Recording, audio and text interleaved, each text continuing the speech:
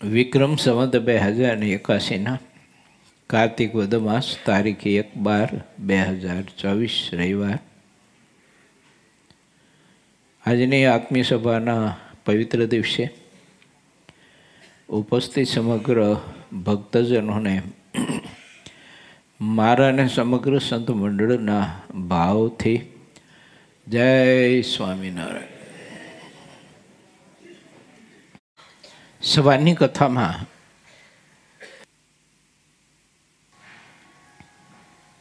આપણે સૌ કોઈએ 69મું વચનામૃત સિદ્ધાનંદ સ્વામીની કલમે 73મા તરંગમાં જે સ્વામીએ એનો હાર્દ લખ્યો છે તેને આપણે સમજવા માટે પ્રયત્ન કર્યો હતો. ધર્મ છે તે સંતનો સ્વભાવ છે અને અધર્મ છે તે દુષ્ટનો સ્વભાવ છે.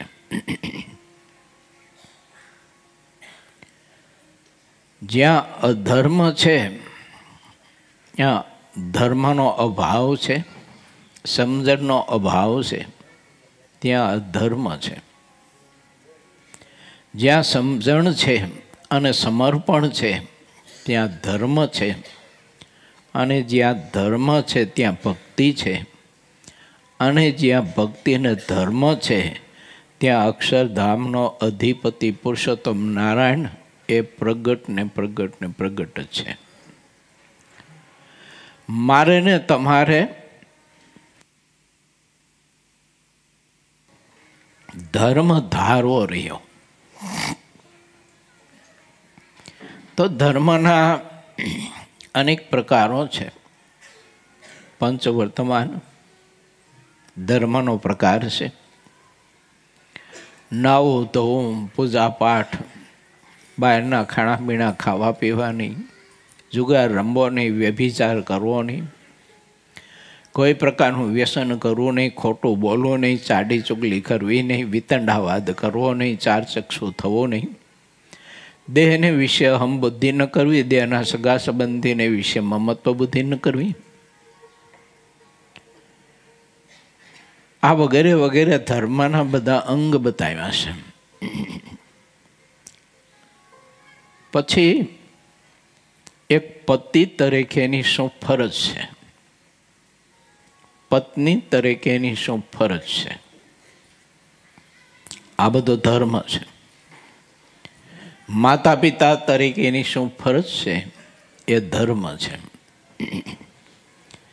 પુત્ર તરીકેની અને દીકરી તરીકેની શું ફરજ છે તે ધર્મ છે.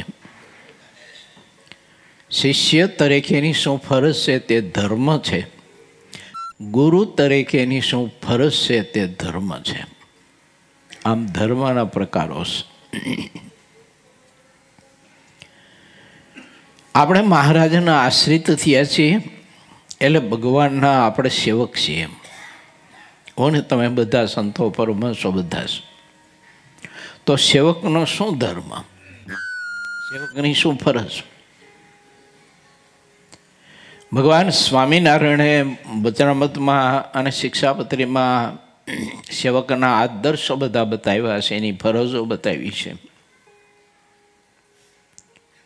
તો સેવકની ફરજ એ છે કે પોતાના સ્વામીની મરજીમાં રહેવું, એની ઈચ્છામાં રહેવું. જે પોતાના સ્વામીની મરજીમાં અને ઈચ્છામાં રહેતો હોય એ જ આશ્રિત કહેવાય, તે જ સેવક કહેવાય, તે જ દાસ કહેવાય, તે જ મુક્ત કહેવાય. પોતાના પ્રિયતમની મરજીમાં જ ન રહેતો હોય ને નાની મોટી પોતાના ઈષ્ટની મરજી હોય ને સમજતો ન હોય, યા તો સમજતો હોય પણ આચરણમાં લેતો ન હોય, તો એ આપણે સેવક તરીકેનો જે દાવો કરીએ છીએ ખોટો દાવો છે આપણો. માટે ભગવાન સ્વામિનારાયણ આપણને બતાવે છે કે સેવક તરીકેનો તમારો આદર્શ છે પોતાના પ્રિયતમ પોતાના સ્વામી જેમ કહે તેમ એની મરજી હોય એ પ્રમાણે ભગવાનનો ભક્ત પોતાનું જીવન કેળવે અને પોતાનું જીવન એ પ્રમાણે જીવે.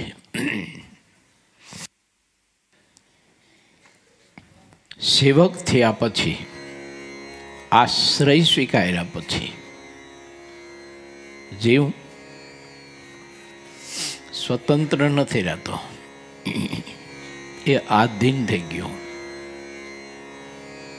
આશ્રય સ્વીકાર્યા પછી જો સ્વતંત્ર રહેતા હોય, આપણી ઈચ્છાઓ પ્રમાણે આપણે જીવન જીવતા હોઈએ, તો આશ્રય આપણે સ્વીકાર્યો નથી.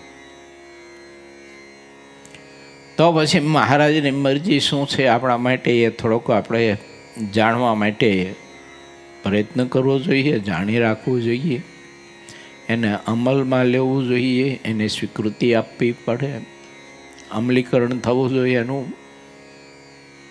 તો હું ને તમે ભગવાનના ખરેખરા સાચા સેવક કહેવાય. સેવક, સૈનિક, સંત અને શિક્ષક, આ બધાની એક ફરજ છે. શિક્ષકની એ ફરજ છે કે બાળકોને સારો સંસ્કાર આપવો, સદવિદ્યા આપી. આદર્શ શિક્ષકની એક ફરજ છે કે પોતાની પાસે આવેલો બાળક એને પરાયો નહીં માની અને પોતાનો બાળક માનીને એને સદવિદ્યાનો સંસ્કાર આપવો પડે, એને સંસ્કારિત કરવો જોઈએ. આ શિક્ષકની ફરજ છે. આને કહેવાય આદર્શ શિક્ષક. સૈનિકની ફરજ છે કે દેશની સંપત્તિ અને દેશ બાંધવોની રક્ષા કરવી.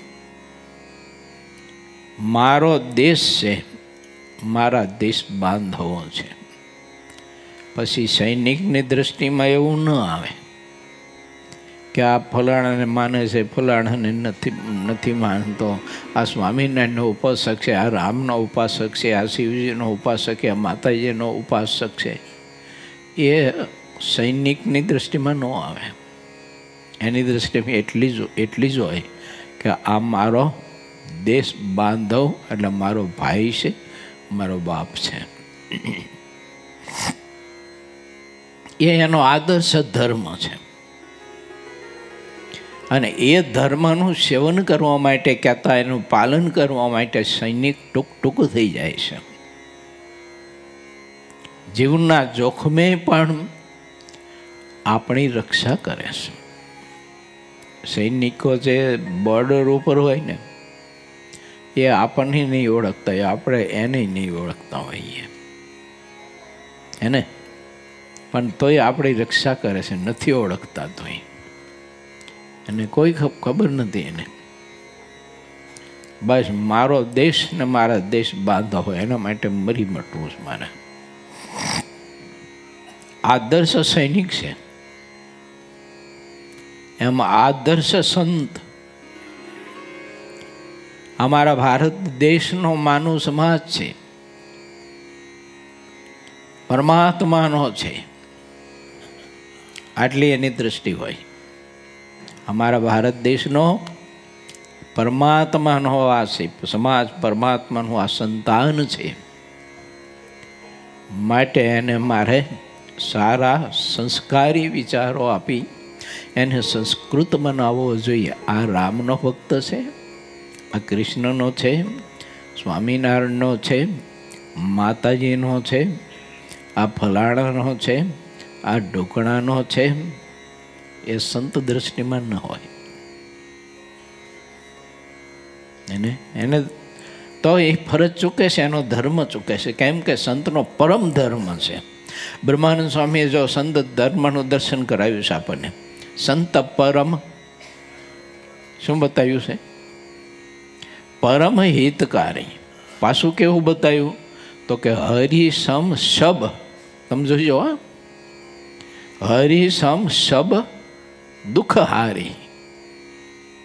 એમાં કોઈ નિશ્ચિત બતાવ્યું કે સ્વામિનારાયણનો હોય એનું દુઃખ હરે એવું બતાવ્યું, રામનો હોય એનું દુઃખ હરે એવું બતાવ્યું. હરિસમ શબ દુઃખહારી. કેવો પરમ ધર્મ બતાવ્યો છે. આ સંતનો એક પરમ ધર્મ છે. તો જેમ શિક્ષક, સૈનિક અને સંતનો પરમ ધર્મ છે, તેમ સેવકનો પણ પરમ ધર્મ છે. તો એનો પરમ ધર્મ શું છે?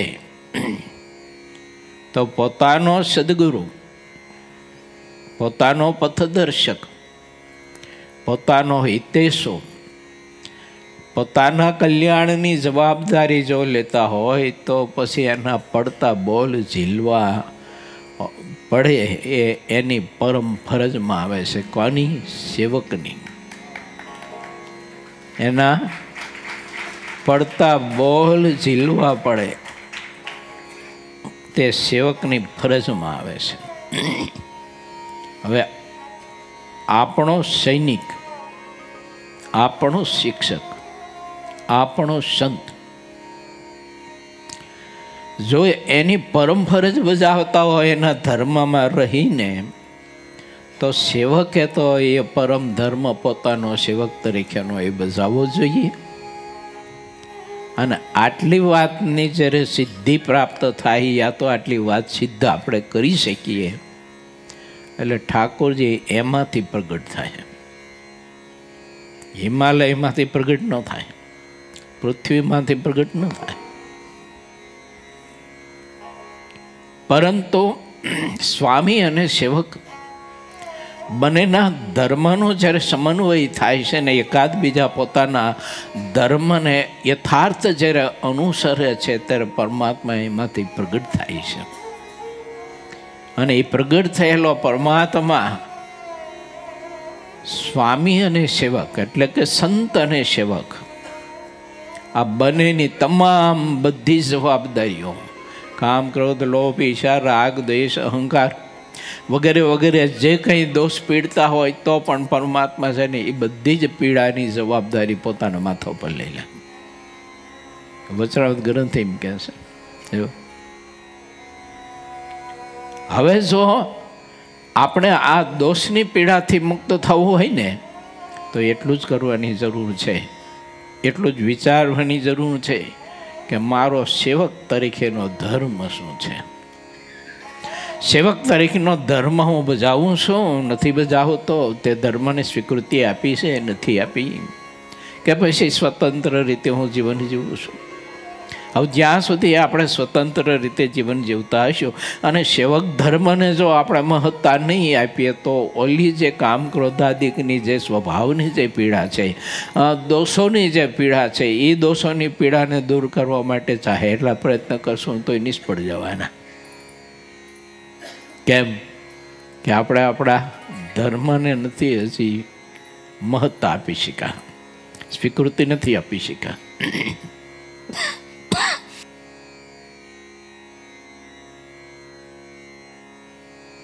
આપણા પરમહંસોએ આપણને સૌ કોઈને દર્શન કરાયું છે કે આદર્શ સેવક કેવો હોવો જોઈએ. ગોપાળાનંદ સ્વામી, બ્રહ્માનંદ સ્વામી, મુક્તાનંદ સ્વામી, દાદા ખાચર, પર્વતભાઈ, આ વગેરે વગેરે પરમહંસો, મુક્ત પુરુષો, એના જીવન કવન આપણે બધા જાણીએ છીએ. એ મહાપુરુષોએ કેટલો આદર્શ સેવક ધર્મનું દર્શન આપણે સૌ કોઈને કરાવ્યું છે. તો હું ને તમે પણ જવાબદાર છીએ. શેના જવાબદાર ખબર છે? આપણી પાસેની પેઢીના જવાબદાર છે કે આપણે એને પરમ ધર્મનો સંદેશો આપણા જીવનથી આપણે અમલીકરણ કરી અને એને આપવો જોઈએ. એ જવાબદારી અને એ સંપત્તિ સાચી છે. બાકી આ લોકોની ધન સંપત્તિ પાછળના પરિવારમાં કે જે કંઈ હોય હકદાર એને આપીશું તો એ સંપત્તિથી કે સુખી થશે એવું નહીં માનતા. માટે પ્રત્યેક ભગવાનના ભક્તો એને વિચારવું જોઈએ. એવા સદવિચારો મહારાજે આપણને સૌ કોઈને અદ્ભુત આપ્યા છે. 69 13માં વચનામૃતમાં આપ્યા છે. આગળ આપણે પ્રવેશ કરવો છે. હું શ્રી હરિચરિત્રામૃત ગ્રંથના આધારે આપની પાસે વિચાર મૂકવા માટે પ્રયત્ન કરી રહ્યો છું. પૂર 21મો, તરંગ 74મો, ગરડા પ્રથમ પ્રકરણનું 70મો વચનામૃત, કાકાભાઈના પ્રશ્નનું ચોરને કાંટો વાગ્યાનું. ચૈત્ર સુધી પૂનમને દિવસ શ્રીજી મહારાજ દાદા ખાચરના દરબારમાં વિરાજમાન હતા. ત્યાર પછી ઘણી કરુણા કરીને ઉગમણા બારવડાની ઓસરીએ પલંગ ઉપર આવીને બેઠા હતા અને મસ્તક ઉપર હીર કોરી શ્વેત પાગ બાંધી હતી, શ્વેત કેસ પહેર્યો હતો, શ્વેત ચાદર ઓઢી હતી, હાથમાં તુલસીની માળા ફેરવતા હતા અને પોતાના મુખારવિંદ આગળ પરમહંસ તથા દેશ દેશના હરિભક્તોની સભા ભરીને બેઠી હતી. શ્રીજી મહારાજ સભામાં ભગવાનના ભક્તોને કેવી રીતે બેસો ને એ પોતે પ્રેક્ટિકલ પોતાના જીવનથી શીખવે છે. મહારાજ સભામાં બેઠા હતા તો કેવી રીતે બેઠા હતા કે તુલસીની માળા લઈને. આપણે કેટલાના હાથમાં માળા હશે કહો જોઈએ. તુલસીની માળા લઈને સભામાં બેઠા હતા. ભગવાનનો ભક્ત એને હંમેશા જ્યારે ભગવત કથા વાર્તા સાંભળવા બેસે ત્યારે એને અખંડ માળા હાથમાં હોવી જરૂરી. શા માટે? તો કે હાથની ચંચળતા ટળે એના માટે. હાથની ચંચળતા છે ને એને સંબંધ છે મનની ચંચળતા સાથે. જો મન ચંચળ હોય એટલે હાથ ચંચળ રહેવાનો. તો શ્રીજી મહારાજ એક આપણને અદ્ભુત યોગ પોતાના જીવનથી બતાવે છે કે ચાહે તે તમે જગ્યાએ જાઓ, ચાહે તે સભામાં હો, પણ માળા તમે છે ને અચૂક ને અચૂક સાથે રાખશો. મહારાજની સન્મુખ પરમહંસો બેઠા હતા. શ્રી હરિએ પરમહંસો સામે દ્રષ્ટિ કરી અને મહારાજે પોતે પોતાની ઈચ્છા દર્શાવી, જેમાં બ્રહ્માનંદ સ્વામી, મુક્તાનંદ સ્વામી, દેવાનંદ સ્વામી, પ્રેમાનંદ સ્વામી, નિષ્કુળાનંદ સ્વામી, ભૂમાનંદ સ્વામી વગેરે વગેરે બધા અષ્ટકવિ સાથે ઘણા બધા પરમહંસોની સભા હતી. ત્યારે મહારાજે પ્રેમાનંદ સ્વામીની સામે દ્રષ્ટિ કરી અને મહારાજે કહ્યું કે સ્વામી, તમારી સારંગીનો મધુરો અવાજ અમને બહુ જ મીઠાશ આપશે અને સાંભળવાની અમને બહુ ઈચ્છા છે. આજ જો તો આ શાસ્ત્ર છે ને એ કલ્પવૃક્ષ છે.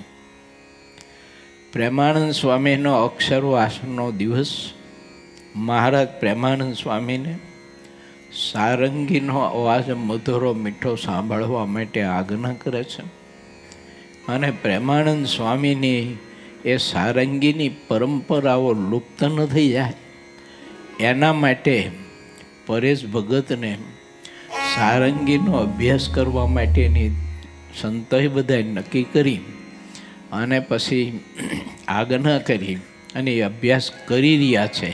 તો પ્રેમાનંદ સ્વામી એ વખતે સારંગી બજાવતા હતા તો એ સારંગીનો કેવો મધુર અવાજ હતો એને આપણે પરેશ ભગત સારંગી બજાવીને થોડોક આપણે સંભળાવે ને તો એ વખતનું દર્શનનો આનંદ આપણે કંઈક જુદો આવશે, હે ને?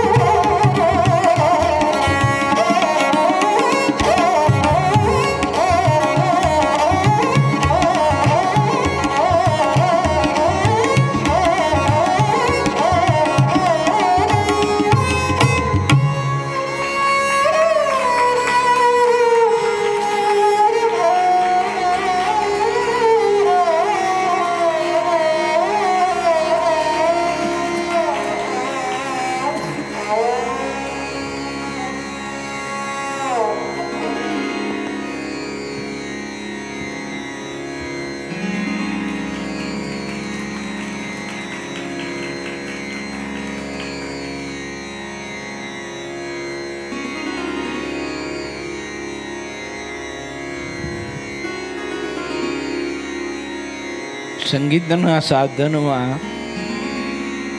અઘરામાં અઘરું જો સાધન હોય ને તો સારંગી, અઘરામાં અઘરું સાધન. વાહ વાહ, ધન્યવાદ ધન્યવાદ.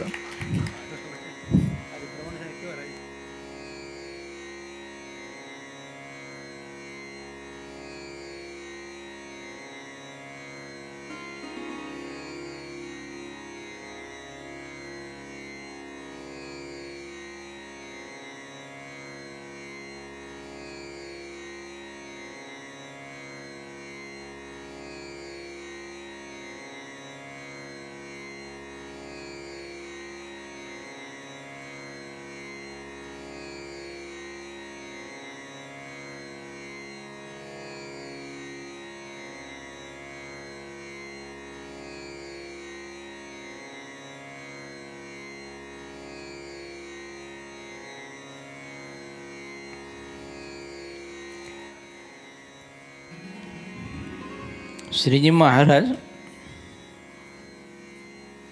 આ સંતોને ખૂબ નવાજતા, પછી ખૂબ રાજીપો વરસાવતા મહારાજ. પરેશ ભગતની સાધના પણ એવી છે. અમે અહીંયા હોય, વિદેશમાં હોય, લંડન, આફ્રિકા, અમેરિકા, પછી ઓસ્ટ્રેલિયા હોય. પ્રેમજીભાઈને ખબર છે? હા, પ્રેમજીભાઈ એને ગમે ત્યાં જઈ પણ એ બપોરના ગાળામાં 3-4 કલાક સુધી ગમે ત્યાં સ્થાન ગોતે નહીં, પણ આ સારંગીની આરાધના, એના રિયાઝ કરતા જ હોય. ખૂબ ખૂબ મહેનત કરે છે. મહેનત વગર તો કોઈ સિદ્ધિ મળતી નથી. આપણા બધા માટે ગૌરવ છે, કારણ કે ભગવાન સ્વામિનારાયણે આ બધું પ્રવર્તન કર્યું. પણ મને એક દી સંકલ્પ થયો તો મેં કીધું સંપ્રદાય, મેં કીધું સારંગી કોઈ બજાવતું નથી કીધું, અને સારંગીની કીધું પરંપરા લુપ્ત થઈ જાય છે. હા, બહુ અઘરું વાજિંત્ર છે વગાડવામાં.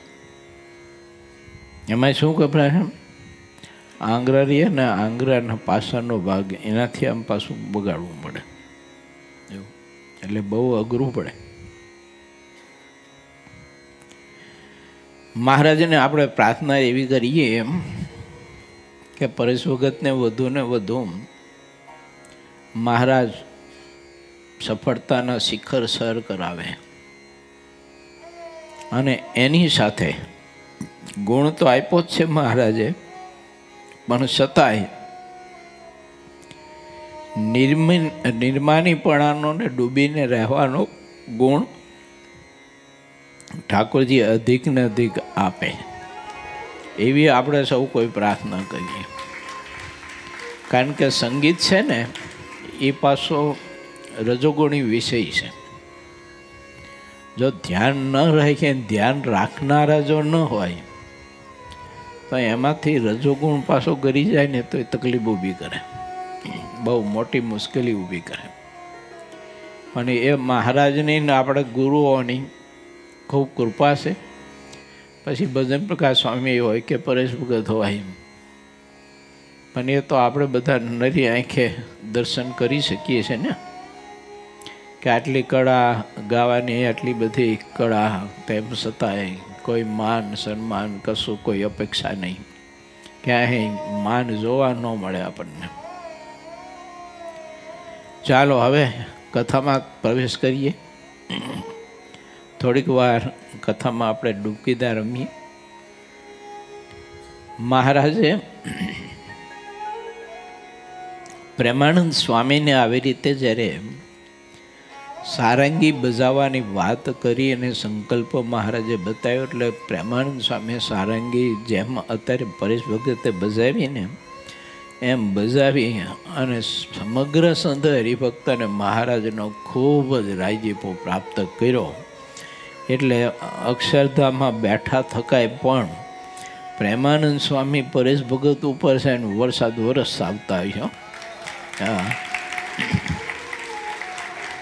સ્વામીને એમ થયું છે કે આ છોકરાએ મારી સારંગીનો અવાજ હજી આ ધરતી ઉપર છે ને મટવા નથી દીધો. એમ લાય પ્રવાહ ચાલુ છે.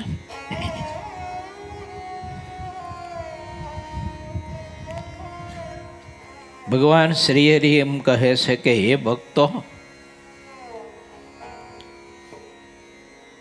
તમે બધા મોટા મોટા પરસ્પર જેવા આવડે તેવા પ્રશ્ન ઉત્તર કરો, અને જો કોઈ હરિભગતને કાંઈ પૂછવું હોય તો તે સંતને પૂછો.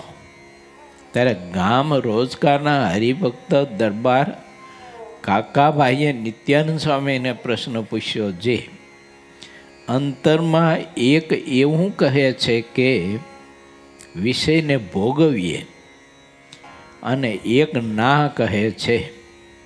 એક વિષયનું પ્રતિપાદન કરે છે તો બીજો તેનો નિષેધ કરે છે. તે નિષેધ કરે છે તે કોણ છે, અને પ્રતિપાદન કરે છે તે કોણ છે? જ્યારે દરબાર પૂછી રહ્યા ત્યારે નિત્યાનંદ સ્વામી બોલ્યા કે જે વિષય ભોગવાનો નિષેધ કરે છે તે જીવ છે એમ જાણવું, અને જે પ્રતિપાદન કરે છે વિષય ભોગવાનું તેને મન છે એમ જાણવું. ત્યારે શ્રીજી મહારાજ બોલ્યા કે આ પ્રશ્નનો ઉત્તર જેવો છે તેવો હવે અમે યથાર્થ વિસ્તારથી કહીએ છીએ. આપણે જે દિવસથી કાંઈક સમજણા થયા તે દિવસથી જ માતા પિતાની ઓળખાણ થઈ, અને તે દિવસથી માતા પિતાએ જેવો નિશ્ચય કરાવ્યો છે તે હવે અમે કહીએ છીએ. કહ્યા વિના તે સમજાય નહીં. આ તારી મા છે, આ તારો બાપ છે, આ તારા કાકા છે, આ તારો ભાઈ છે, આ તારા મામા છે, આ તારી બહેન છે, આ તારી મામી છે, આ તારી કાકી છે, આ તારી માસી છે, આ તારી ભેંસ છે, અને આ તારી સુંદર દૂધણી ગાય છે. આ તારા ઘોડા છે, આ તારા વસ્ત્ર છે, આ તારા ઘરેણાં છે, આ તારું ઘર છે, આ તારી મેળી છે, આ તારું ગામ છે, આ તારી જમીન છે, ઇત્યાદિ જે કુસંગીના શબ્દ છે તે આ જીવની બુદ્ધિમાં મૂર્તિમાન રહ્યા છે. જેમ કોઈ સ્ત્રી વસ્ત્ર ઉપર ભરત ગૂંથે છે તથા તેમાં કાચનો કટકો જેમ લગાડે છે, તેમ ભરતને સ્થાનને ઠેકાણે બુદ્ધિ છે અને કાચને સ્થાનને જીવ છે. આ વાત આવી જણાય છે.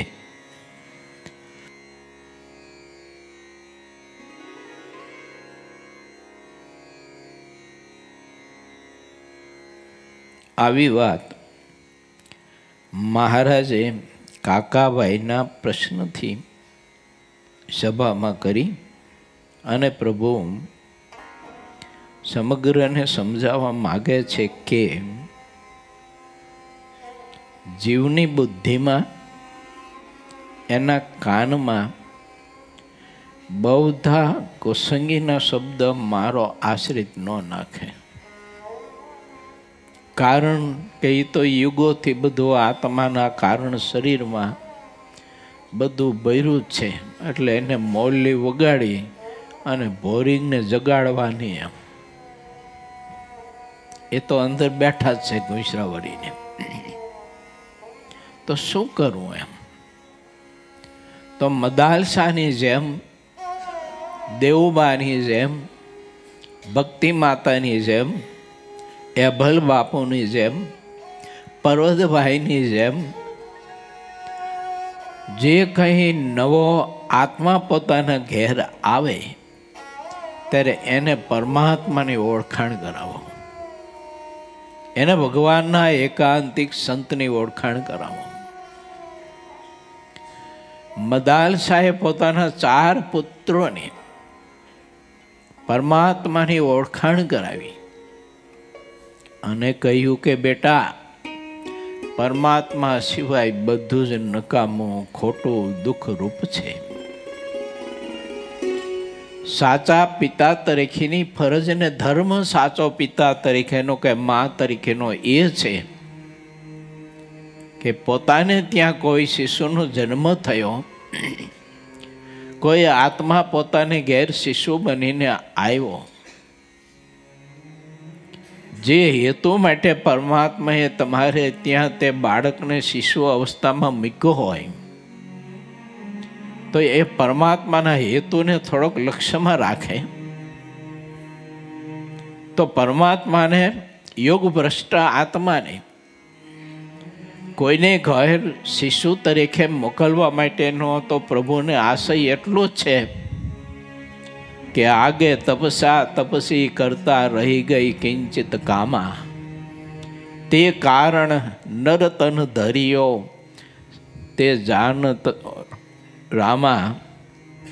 ભગવાન એક જાણે પરમાત્મા, તો આગે તપસી કરતા રહી જઈ કિંચિત કામા, એ કામના એની જે રહી ગઈ ને એ કામનાથી મુક્ત કરવા માટે ગીતાજીનો સિદ્ધાંત છે કે પરમાત્મા તે આત્માને તમ જેવા કોઈ મુક્ત પુરુષો હોય તેને ઘેર જન્મ આપે છે. એ શિશુ અવસ્થામાં જ્યારે બાળક છે ત્યારે એને જો પરમાત્માની ઓળખાણ યથાર્થ જો કરાવવામાં આવી હોય ને પ્રભુમાં જો હિત કરાવવામાં આવ્યું હોય તો એની જે કામના હતી ને એ સંકલ્પ પૂરો થાય તો તે આત્મા અક્ષરધામને સીધો પામી જાય, અનાદિ મુક્તની સ્થિતિને પામીને. એ માતા પિતા જવાબદાર છે.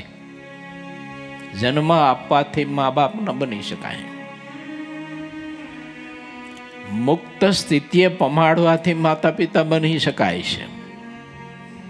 સાચું માતૃ અને પિતૃ બિરુદ એ કહેવાય.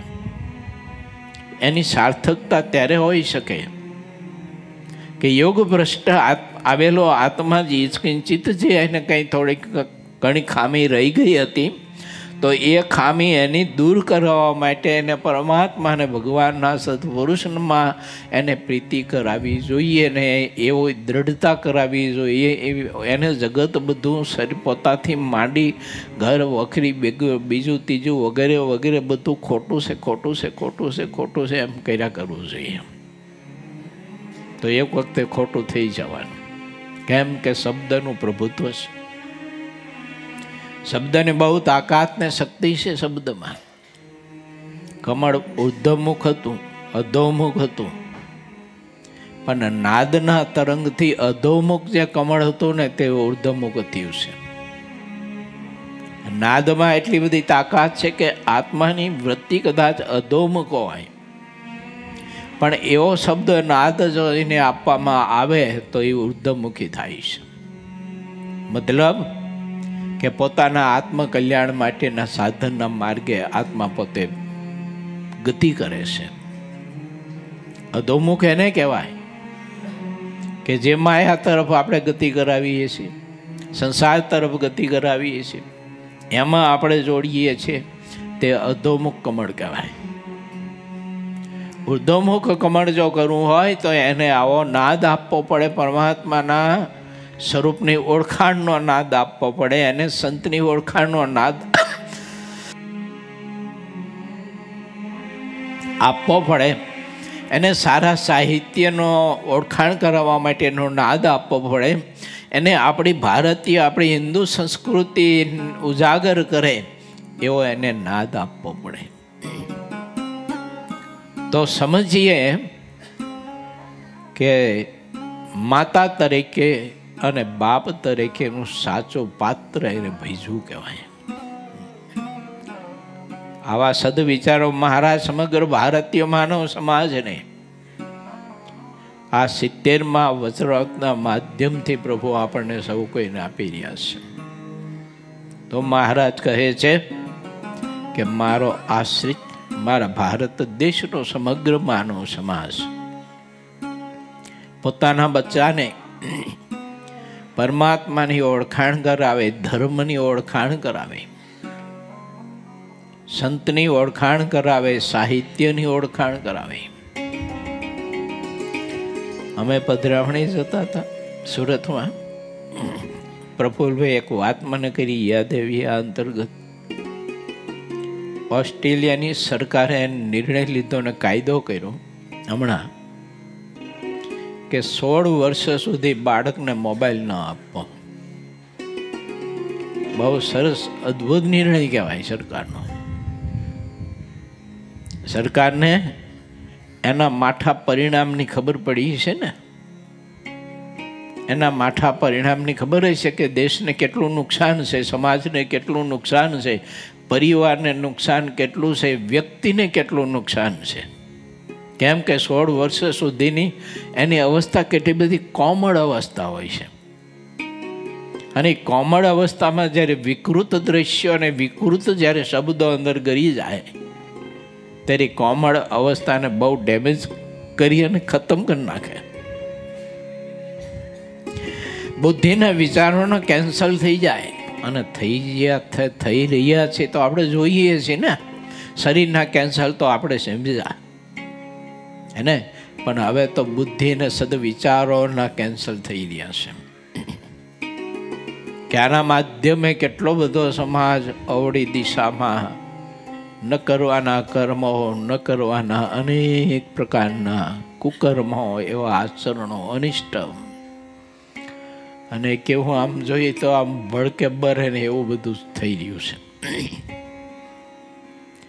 ઓસ્ટ્રેલિયાની સરકારે નિર્ણય લીધો છે તો કોઈ પરિવારની સરકાર તો લઈ શકે ને. કદાચ ભારત સરકાર ન લઈ શકે પણ પરિવાર સરકાર તો લઈ શકે ને. એને તો પરિવાર સરકારે નિર્ણય લેવો જોઈએ કે 16 વર્ષનો બાળક થાય ત્યાં સુધી એને મોબાઈલમાં પ્રીતિ ન કરાવી. અને મારી તો સમગ્ર માતાઓને વિનંતી પ્રાર્થના છે, આપણા બાળક તરીકે પ્રાર્થના કરું છું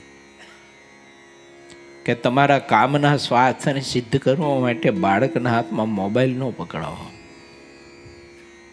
બહેનોને શું હોય, એનું પોતાનું કામ કરવું હોય, કંઈક રસોઈ બીજું ત્રીજું, એટલે બાળકને મોબાઈલ પકડાઈ દે. ઓલું છોકરો મોબાઈલમાં મીઠા કરે એટલે પછી રોતું બંધ થઈ જાય, તોફાન કરતું બંધ થઈ જાય. અને એમાં ને એમાં છે ને એ પરોવી જાય ને માને પછી પોતાનું કામકાજ રસોઈનું બીજું ત્રીજું હોય તે કરી શકે, પણ માને ખબર નથી કે હું મારું કામ તો પતાવી રહી છું પણ સાથે સાથે બાળકના વિચારો અને બાળકને હું પતાવી રહી છું. એની સાથે નકરું કામ નથી પતતું, બાળક પતી જાય છે, એના સંસ્કારો બધા પતી જાય છે, સંસ્કારો બધા નષ્ટ થઈ જાય છે. માટે ખાસ કરીને માતા હોય તો બહુ જ લક્ષ્ય રાખવું જરૂરી છે. વાલા ભક્તો, બહુ અદ્ભુત વાત છે. મહારાજ કે કુસંગીના શબ્દ કાને મત નાખીએ, કેમ કે કુસંગ તો અંદર પડ્યો જ છે. હવે તો એને સત્સંગના શબ્દો કાનમાં નાખવા માટે પ્રયત્ન કરો. અને આપણા કાનમાં સત્સંગના શબ્દો નાખવા માટેનો અવસર આપણી માટે બહુ નજીક રૂપાળા ઘનશ્યામ મહારાજનો 9મો વાર્ષિક પાટોત્સવ આવી રહ્યો છે. પરમ ભગવદ્ય શ્રી રાજુભાઈના યજમાન પતિ આપણો આ 9મો પાટોત્સવ ઉજવવાનો છે. એટલે પ્રત્યેક હરિભક્તોને ખાસ મારી વિનંતી છે. રાજુભાઈ અને બધા સંતોનો એક ભાવ છે કે બધા હરિભક્તો સપરિવાર સાથે આ 9મા પાટોત્સવનો મહાદિવ્ય લાભ લેવા માટે અને આપણા કાનમાં સંસ્કારના શબ્દો પૂરવા માટે, વર્તમાન કાળની અમુક પરિસ્થિતિઓથી આપણા બાલ બચ્ચાઓને બચાવવા માટે આ બહુ જરૂરી છે. એટલે પ્રત્યેક હરિભક્તો આબાલ વૃદ્ધ ફરજિયાત આ 9મા પાટોત્સવના 5 દિવસના કથા પ્રસંગોમાં પૂરેપૂરી હાજરી આપજો અને આ દિવ્ય લાભ લઈ અને મહારાજને યજમાનશ્રીને, સંતોને, ભક્તોને ખૂબ રાજી કરીને આપણે એનો રાજીપો કમાઈએ એવો અવસર મારી તમારી સામે આવી રહ્યો છે. ત્યાર પછી જનમંગલ મહોત્સવ એટલે 10મો વાર્ષિક પાટોત્સવ ઘનશ્યામ મહારાજનો ગુરુકુલના 25 વર્ષ અને યજ્ઞશાળાના 15 વર્ષનો આ ત્રિવેણી સંગમના સમન્વયે જનમંગલ મહોત્સવ આપણે આવી રહ્યો છે. એના માટે પણ તમામ હરિભક્તો અને બહેનો બધા જ અને અમે સંતો, પાર્ષદો, સાધકો આપણે બધા જવાબદાર બનીએ. ખાલી સંતો પર દોહરું ન નાખી દઈએ, આગેવાન હરિભક્તો પર દોહરું ન મૂકી દઈએ, આપણે બધા સમગ્ર જવાબદાર છીએ. તો એવો ધામધૂમથી આપણે દિવ્ય એક આ જનમંગલ મહોત્સવ ઉજવીએ કે લોકોના હૃદયમાં રૂપાળા ઘનશ્યામ મહારાજ સદવિચારો, આપણી ભારતીય સંસ્કૃતિ, આપણી હિન્દુ સંસ્કૃતિ વધુને વધુ ઉજાગર બની બધાના જીવન કોઈ દૂષણોથી પાછા વરે. આ આપણા એક દેશની અને સમાજની મોટી સેવા કહેવાય. નામી અનામી નાના મોટા પ્રત્યેક હરિભક્તો એવો સુદૃઢ સંકલ્પ કરજો કે એક હરિભક્ત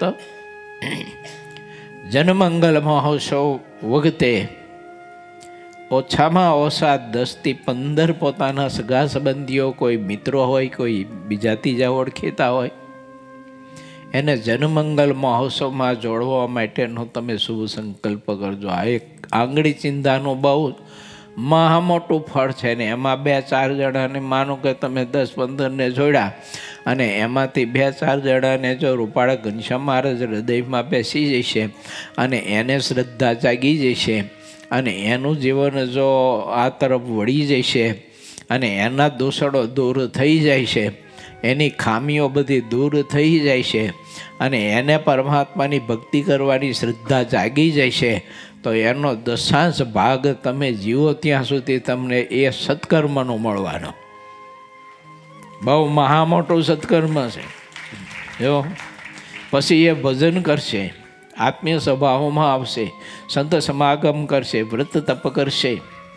તો એ ભજન કરશે, એ વ્રત તપ કરશે અને એનો 10th સત્કર્મનું પુણ્ય જનમંગલ મહોત્સવમાં જે તે હરિભક્ત જોડા હોય ને એને પ્રાપ્ત થશે. આવો અવસર છે. માટે પ્રત્યેક હરિભક્તો વિચારજો કે અમે જવાબદાર છીએ. આ ઉત્સવ, આ ગુરુકુલ અમારું છે, રૂપાળા ઘનશ્યામ અમારા છે. આ ઉત્સવ જનમંગલ મહોત્સવ અમારો છે. અમે ગુરુકુલના છીએ, અમારું ગુરુકુલ છે. આ મહોત્સવ અમારો છે એના માટે અમારે અમારો આ મહોત્સવ તો ખૂબ જ સારી રીતે ઉજવવો છે. પ્રત્યેક હરિભક્તો આ બધી જવાબદાર રાખજો.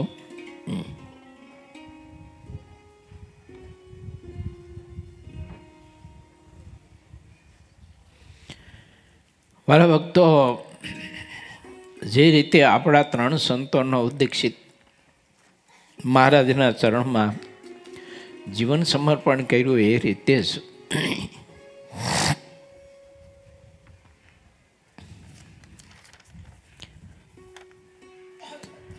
પરમ પૂજ્ય સુખદેવ પ્રસાદ સ્વામી નાર બહુ સ્વામીના માધ્યમથી મધ્યમ અને ગરીબો એની બહુ સેવા થઈ રહી છે. નારમાં ઘણા બધા વૃદ્ધોની પણ સેવા સ્વામી બહુ કરે છે અને એમના પાર્ષદને પણ દીક્ષા આપવામાં આવી છે અને નામ રાખ્યું છે કેવું હવે? હરિ મિલન સ્વામી. ઠાકોરજીનો ભેટો કરાવી દે આપણને, બોલો. હા, સરસ મજાનું નામ રાખ્યું સ્વામીએ. તો આ 4 સંતોનું પૂજનનો લાભ આજે સમગ્ર ભક્તજનોને મળનાર છે. માટે વાલા ભક્તો, મારા શબ્દને આ વિરામ આપું છું.